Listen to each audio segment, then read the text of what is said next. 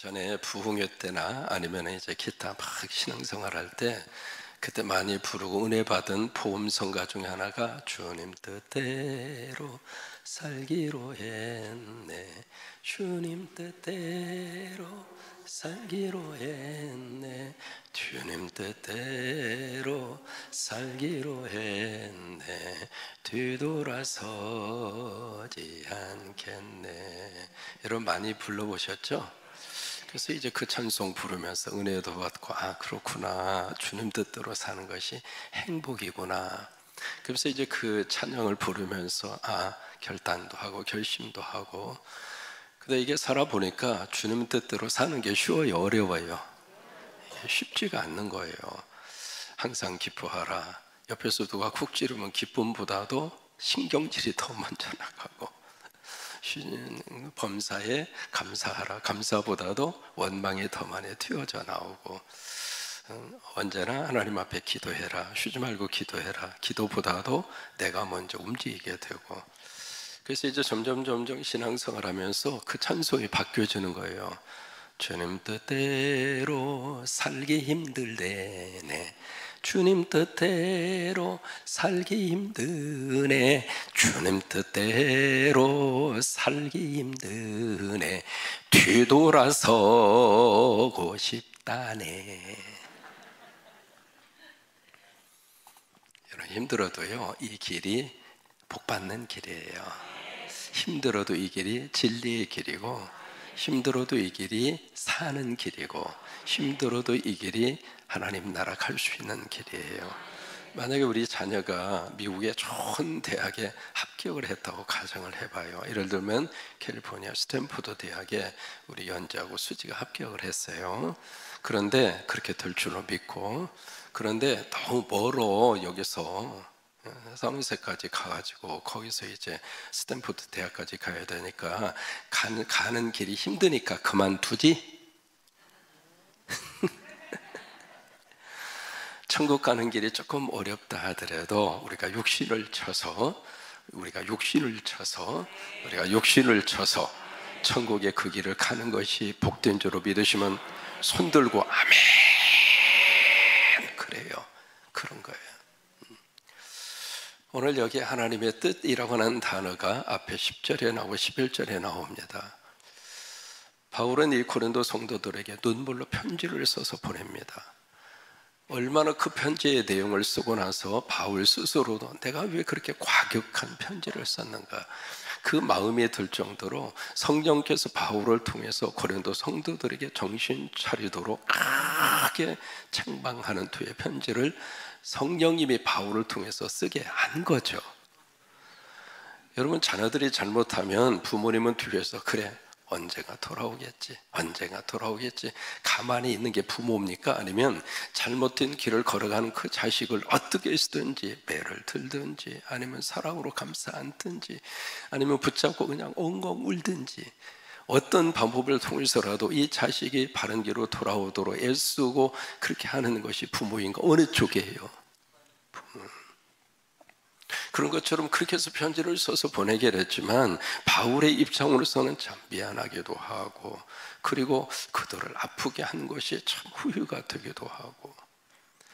근데 나중에 결과적으로 봐서 그들에게 보냈던 이 편지가 오히려 축복이 된 거예요. 그래서 하나님의 뜻대로 하는 근심, 이 근심은 근심이지만은 그 근심 속에서 하나님의 뜻대로 하는 근심이라는 것은 그 근심 속에서 하나님의 뜻을 묻는 근심이에요. 이 근심을 통해서, 이 슬픔을 통해서 하나님이 뭘 주시려고 하나, 그게 하나님의 뜻대로 하는 근심이에요. 어떤 문제든지 예수 그리스도 안에서 바라보면 그 문제에 대해서 해석이 됩니다. 그러니까 우리가 문제가 없어서 우리의 삶을 행복하게 그리고 기쁘게 사는 것이 아니라, 문제는 태어나서 죽을 때까지 문제 있어요, 없어요? 우리 오재영 관찰님 태어나는 순간부터 그런 문제 있었다고 하는 것을 본인 스스로가 의식하고 나서 야, 참 내 생명이 하나님의 기적이구나, 그걸 깨닫게 되잖아요. 그러니까 내가 지금 호흡하고 있는 이것 자체도 하나님의 기적이었구나. 교회 나와서 그때부터 하나님이 복을 주신 것이 아니라 내가 태어나는 순간부터, 내가 이 땅에 존재하는 순간부터 하나님이 나와 함께 하셨구나. 여러분, 그것이 깨달아지면 그것이 우리 사랑하는 우리 권찰님 인생 속에서 하나님이 개입하셔서 인생을 해석하니까 그런 해석이 나오더라, 그 말이에요. 그런 것처럼 문제도 마찬가지입니다. 그 문제 속에 예수 그리스도의 시각을 가지고 예수 그리스도의 관점에서 그 문제를 들여다보면 그 문제가 예수님과의 관계 속에서 해석이 되는 거예요. 어떤 문제든지 해석이 되면 길이 보이고 답이 있습니다. 해석이 안 되니까 답이 없는 거예요. 그래서 이 근심 속에 그들에게 편지를 써서 보냈지만 그 편지가 그들에게 있어서 걱정거리를 안겼고 그것이 그들에게 근심이 되고, 이 근심이라는 말은 다른 말로 말하면 슬픔이에요. 그들이 슬픔을 안겨준 거예요. 안겨주었는데 오히려 그 슬픔과 근심이 오히려 그들에게 뭘 가져다 주었는가? 회개를 가져다 준 거예요. 그 편지를 딱 받고 나서 우리가 사도 바울, 이 바울 목사님은 이렇게까지 가슴 아프게 했구나. 우리가 지금 한 행동이 이게 지금 뭐야, 이게 지금 우리가 지금 제대로 한 행동이야? 우리가 지금 제정신이 아니었구나. 우리가 몇 사람에 의해서 바울에 대해서 그 약속 좀 어겼다고. 사도 바울은 사도도 아니다. 그 사람의 목회 그 자체가 문제가 있다. 바울이 전가하는 설교 자체도 하나님의 말씀이 아니다. 그러면서 바울을 의심하고 바울을 뒤흔든 우리들의 모습을 다시 한번 이렇게 들여다보면서 도대체 우리가 무슨 짓을 한 거야? 자신을 생각하고 자신을 바라다 볼 수 있는 기회가 됐다, 그 말이에요. 그래서 그게 회개가 바뀌어진 거예요. 여러분, 회개는 세 가지의 차원이 있어야 돼요. 첫째, 생각이 있어야 돼요. 그게 회개입니다. 두 번째, 말이 있어야 돼요. 세 번째, 행동이 있어야 돼요. 이게 회개입니다. 회개와 반성, 후회는 질적으로 다릅니다. 회개는 하나님과의 관계 속에서 이루어지는 걸 회개라고 그래요. 하나님이 아닌 인간 관계 속에서 이루어지는 것은 후회와 반성이에요. 누가 15장에 집을 나간 둘째 아들이 있잖아요. 이 아들이 아버지 앞에 돌아오면서 가지고 있는 거 다 세상에서 다 빼앗기고 다 탕진하고 주머니가 텅텅 빈 그 순간, 인생의 가장 밑바닥 속에서 그는 누구를 기억하는가? 아버지를 기억합니다. 그 전까지는 아버지를 기억하지 않았습니다. 아니, 아버지는 거추장스러운 존재였습니다. 그런데 자신이 가지고 있었던 의지했던 거 다 상실하고 나서 그 밑바닥에서 그때 가서야 나에게 아버지가 있지, 나에게 내 아버지 집이 있지. 여러분, 이 깨달음이 있는 것이 축복입니다. 왜요? 아버지는 항상 우리를 기다리고 계시거든요. 아버지는 항상 우리를 사랑하거든요. 아버지는 항상 여러분의 곁에 계시거든요. 그래서 그것을 깨달은 다음에 이 아들이 생각합니다. 일어나 내 아버지께 가리라. 그 다음에 중요한 말을 합니다. 내가 아버지와 하늘 아버지께 죄를 지었사오니. 이게 회개입니다. 그러니까 아버지께 잘못했습니다. 아버지 재산을 강탈해서 갖다가 탕진하는 것이 잘못했습니다. 후회하고 반성하는 차원으로 끝난 것이 아니라 하나님이 들어가잖아요. 그게 회개라 이 말이에요. 그래서 그들이 하나님의 뜻대로 근심한 결과 회개의 열매 7가지가 나옵니다. 그게 12절입니다. 12절에 보시면은 얼마나 이런 식으로 해서 7가지가 나옵니다. 첫째가 나온 것이 사모하게 돼, 간절히 사모하게 됐는가. 그러니까 이 일을 통해서 바울 목사님 참 귀한 분인데 우리가 왜 그 속을 그렇게 뒤집어 놨을까. 그러면서 그 사랑의 마음이 다시 돋았다, 그 말이에요. 그 다음에 변명이라는 단어가 나오는데 이것은 책임 회피가 아닙니다. 여기서 얼마나 변명하게 됐는가, 그 이야기는요, 이 일을 통해서 참 이런 전후 좌우가 이렇게 돼서 우리가 이런 유혹에 빠지게 됐고 이런 잘못을 범하게 됐습니다 라고 하는 자기 성찰입니다. 그 다음에 분하게 했으며, 그 이야기는 뭐에 대해서 분노를 일으켰는가? 아니, 그 와서 잘못된 사람들한테 왜 내가 귀가 얇아서 그 말에 쏙 넘어가서 어떻게 내가 그 거룩한 가르침을 배반하고 사도 바울의 그 진리의 말씀의 자리에서 왜 우리가 떠났던가, 거기에 대해서 자기 자신을 향하여 분노하는 거예요. 그리고 사모하게 되고 더 사도 바울 목사님이 보고 싶은 거예요. 미안한 마음도 있고. 나중에 7번째가 벌이라고 하는 단어가 나옵니다. 얼마나 벌을 하게 했는가. 그때의 벌이라고 하는 것은 이 사도 바울을 대적을 했던 교회 안에 문제를 일으켰던 그 사람들을 공개적으로 교회에서 책벌했다 이 말이에요. 이런 7가지의 역사들이 고린도 교회에 쭉 나타나게 된 그 결과가 무엇인가? 사도 바울의 눈물의 편지를 통해서 그들이 하나님의 뜻대로 슬퍼하고 하나님의 뜻대로 근심하고. 여러분, 설교가 내 속에 들려줬을 때 그 슬픔과 그 기쁨이, 그 근심이 우리 속에 있어야 정상이에요. 나는 왜 이럴까? 나는 왜 이럴까? 하나님의 말씀을 들으면서 그 말씀과 내 삶을 유추해 봤을 때 나는 왜 이러는가? 자기 가슴을 치는 이 절규가 있어야 영적으로 자라나게 돼요. 그런 고민도 없고 그런 갈등도 없고 그런 싸움도 없고 그런 씨름도 없으면은요, 사람이 자라지를 못해요. 고린도 교회에 그런 역사가 나타나게 된 거예요. 그러면서 여기 13절 말씀에 내가 이 편지를 쓴 것은 나를 대적하는, 그리고 대적하는 그 사람 때문에 아파한 그들을 대상으로 내가 이 편지 쓴 게 아니야.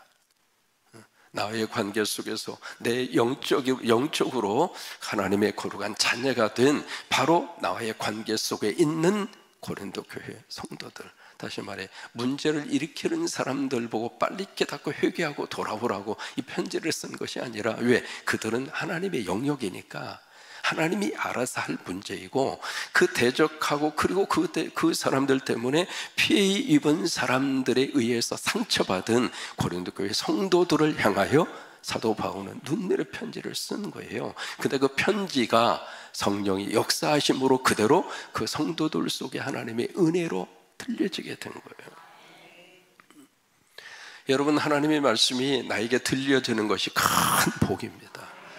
아무리 좋은 말씀이라 할지라도 내 속에 들려지지 않으면 그 말씀은 나와 관계가 없습니다. 근데 설교가 들리는 거예요. 설교가 머리로 들리고요, 설교가 가슴으로 들리고요, 설교가 영적으로 들리는 거예요. 설교가 내 말씀이다, 저 말씀 들으라고 오늘 이 새벽 나를 잠을 깨우고 이 자리에 나오게 하셨구나. 신기한 것은 아이들이라 할지라도 아이들도 성령께서 설교가 들리게 하십니다. 그래서 하나님의 말씀은요, 그 말씀을 많은 구절을 암송해서 축복이 되기도 하지만 인생을 바꾸는 하나님의 말씀은 딱 한 구절로도 충분합니다. 저는 빌립보서 4장 13절의 말씀이 제 인생을 잡아주었습니다. 그래서 저는 말씀드렸잖아요. 중학교 때부터 집 나와가지고요, 중학교 3학년 때 제가 집을 나왔습니다.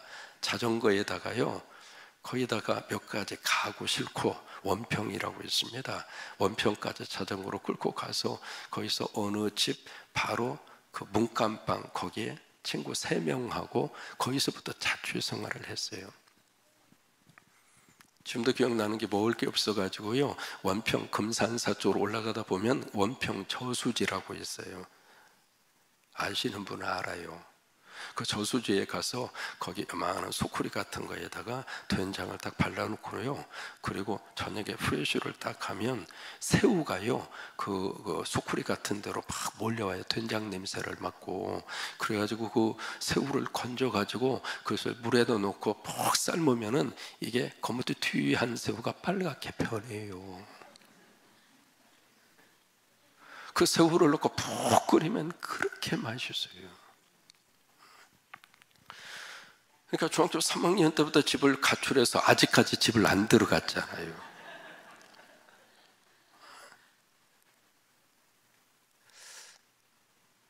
그런데 그 말씀 하나가 제 인생을 잡아준 거예요. 너 할 수 있어.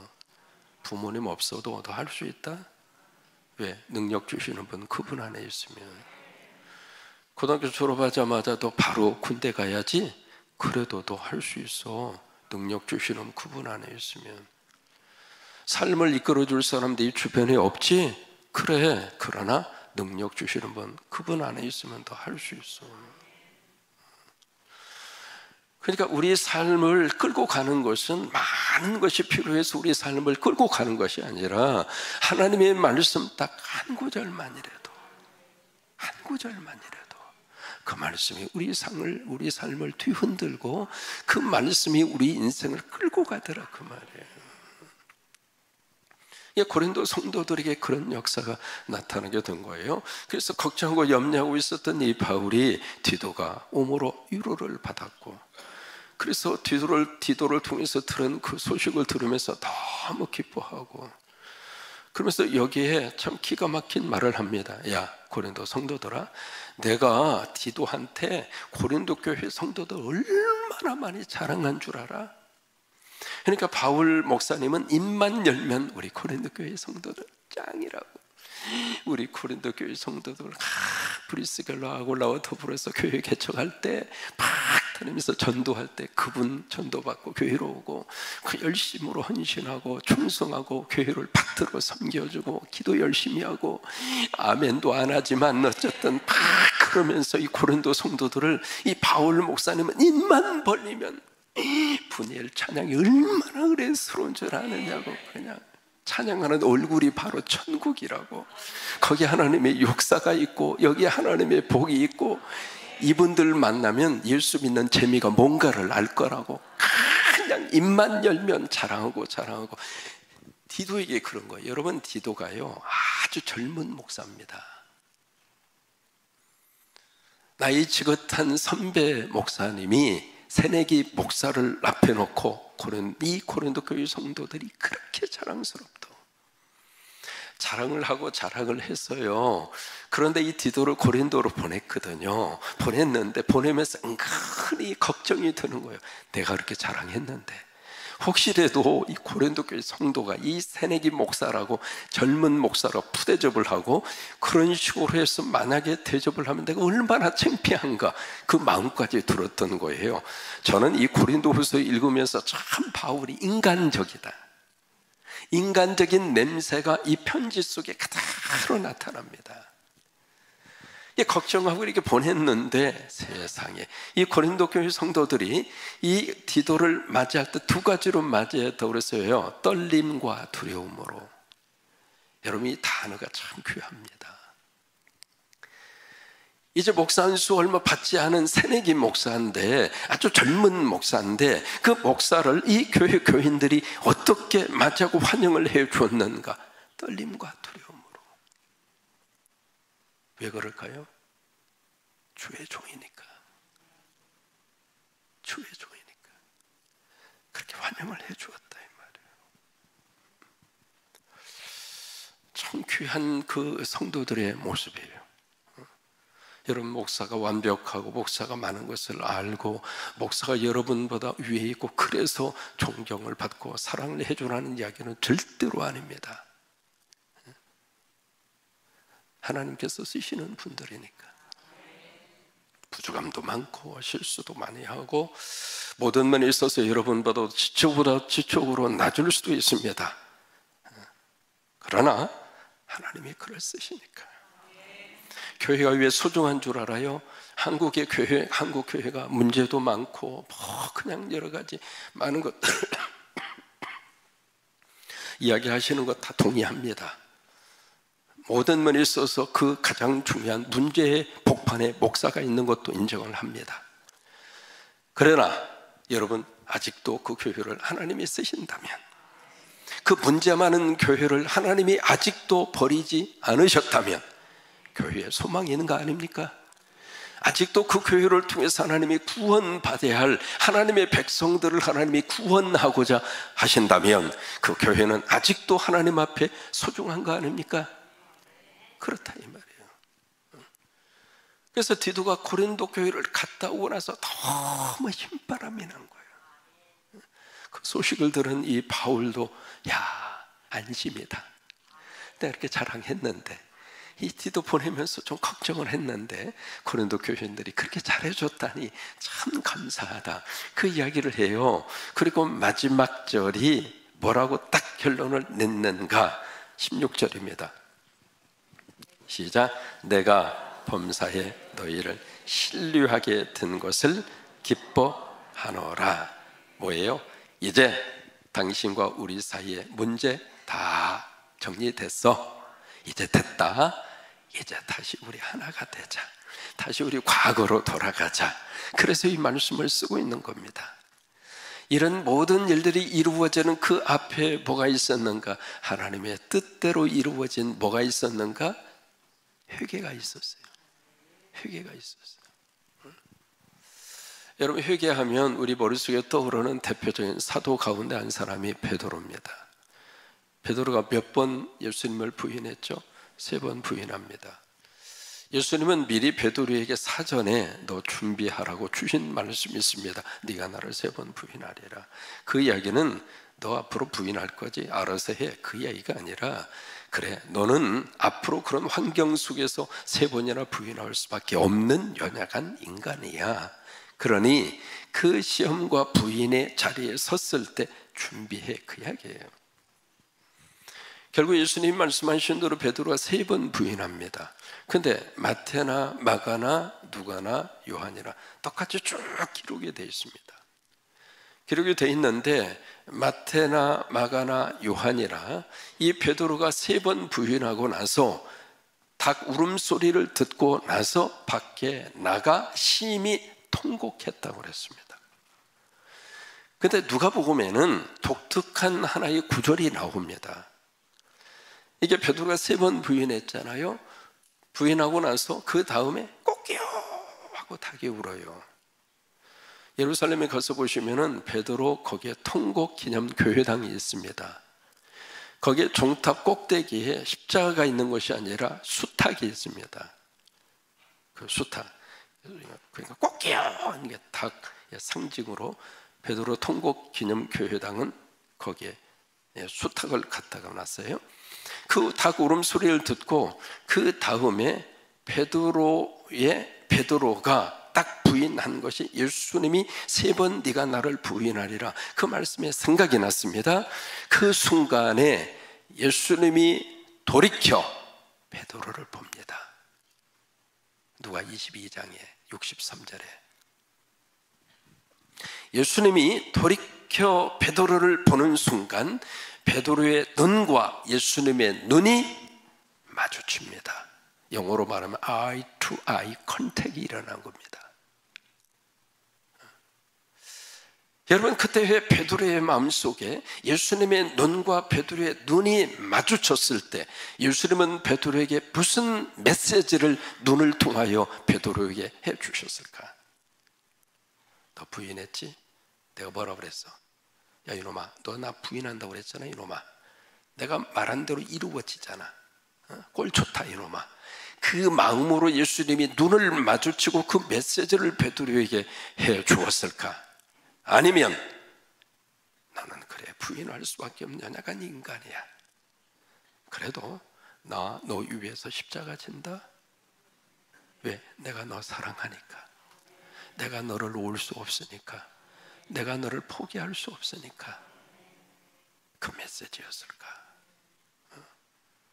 오늘 주님은 우리에게 우리와 아이 컨택을 하시면서 눈과 눈을 마주치면서 회개하는 마음속에 하나님의 위로하심을 주고 그 속에서 다시 일어서도록 우리를 붙들어 주시고, 그런 역사가 이 새벽에도 여러분 가운데 충만하시기를 주의 이름으로 축원합니다. 어제 우리 갑자기 군산 시민들에게 문자가 떠서 걱정을 했습니다. 우리 이대복 권사님 얼마나 마음 졸이셨을까 생각이 드는데 아무 일이 없이 가정으로 다시 오셨습니다. 그래서 여러분 걱정 안 하셔도 되겠습니다. 권사님 많이 걱정하셨죠. 근데 잠깐 동안에 병원에 다녀오시다가 좀 이렇게 손을 놓으셨던 것 같아요. 그래서 이렇게 좀 그러셨는데 아무 일이 없이 가정으로 오셨다고 하는 말씀 여러분에게 드리겠습니다. 어제 우리가 4월 4일 11시 뭔가 발표가 됐죠. 그래서 안심이 돼요. 이제는 마무리가 되는구나, 그 생각이 들어서 지난주 우리 장로님들하고 기도했거든요. 4월 4일 4시라고 그랬는데 시간은 좀 틀렸지만 그래도 4월 4일 11시 헌재가 정말 백성들의 마음을 알고, 뭐 다른 게 아니라 법이 있잖아요. 법. 우리 민주주의 국가는 법대로 하는 나라잖아요. 법대로만 해달라 이거요. 뭐 거기에 다른 거 요구하는 것도 아니고 우리 뜻대로 해달라는 것도 아니고 법대로 법대로 해달라 이거요. 법의 원칙에 따라서 이제 내일 모레입니다. 이 나라가 다시 한번 이 안정을 되찾는 귀한 교회가 될 줄로 믿습니다.